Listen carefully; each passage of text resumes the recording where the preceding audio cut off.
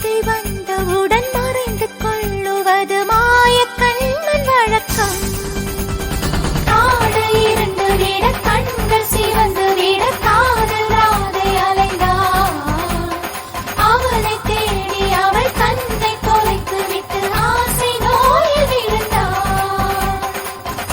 உதடு துடிக்கும் பேச்சு இல்லை, உயிரும் இருக்கும் மூச்சு இல்லை. வந்த